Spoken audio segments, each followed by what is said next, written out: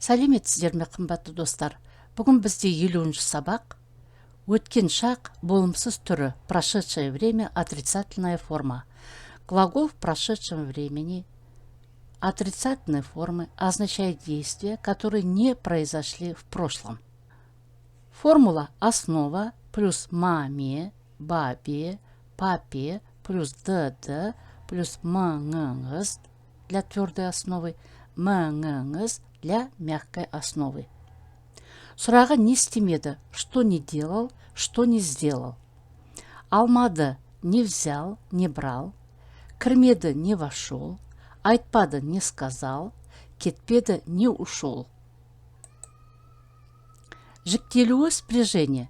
Мен алмадым, сен алмадың, сіз алмадыңыз, ол алмады. Мен кірмедім, сен кірмедің, сіз кірмедіңіз, ол кірмеді.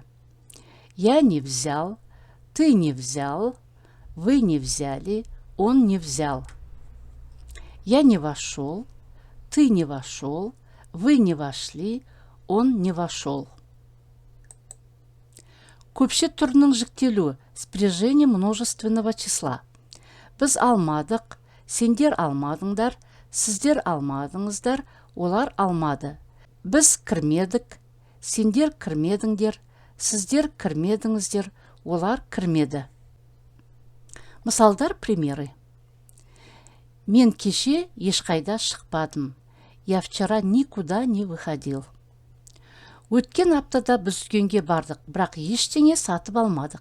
Себебі ештеңе ұнамады. На прошлой неделе мы ходили в магазин, но ничего не купили, потому что ничего не понравилось. Бізде көптен бері жаңбыр жаумады. У нас давно не было дождя. Биыл қыс қатты болмады. В этом году зима не была холодной. Диалог мысалы, примеры диалогов. Сен қызыл қорапты көрмедің бе? Үстелдің үстінде жатыр еді.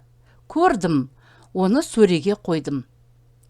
Ты не видел красную коробку? Она лежала на столе. Видела, положила ее на полку. Сен кеше мына киноға бардың ба?